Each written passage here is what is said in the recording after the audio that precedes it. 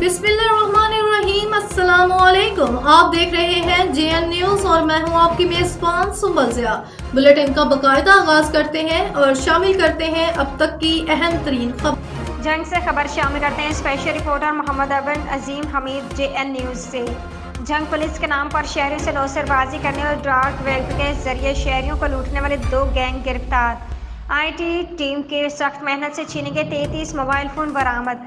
माल मसरूका शहरियों के हवाले कर दिया गया। तफसीलात के मुताबिक DPO कैप्टन बिलाल इफ्तिखार कायानी की ज़ेर क़यादत जंग पुलिस की बड़ी कार्रवाई। पुलिस के नाम पर शहरियों से नौसरबाजी करने वाले गैंग के 3 मुलजमान गिरफ्तार। मुलजमान पुलिस दफातर और थाना जात में ज़ेर समात दरख्वास्तों और पिटिशंस और ज़ेर तफ्तीश मुकदमात के फ्रीक्वेंट को पुलिस ऑफिसर बनकर कॉल करके उन्हें धोखा देकर रकम बटोरते थे। कॉल करके शहरियों को कहते थे कि आपकी दरख्वास्त मुकदमा मेरे पास ज़ेर समात है जो कि आपके हक में कर देता हूँ, जिस पर सादा लोग शहरी उनके झांसे में आकर पैसे देते थे। गिरफ्तार मुलजमान में मोहम्मद कैसर, फैज़ बरियार और मोहम्मद यासीन शामिल हैं। जंग पुलिस की IT टीम की सख्त मेहनत से डार्क वेब के जरिए शहरों को लूटने वाले गैंग भी गिरफ्तार कर लिया।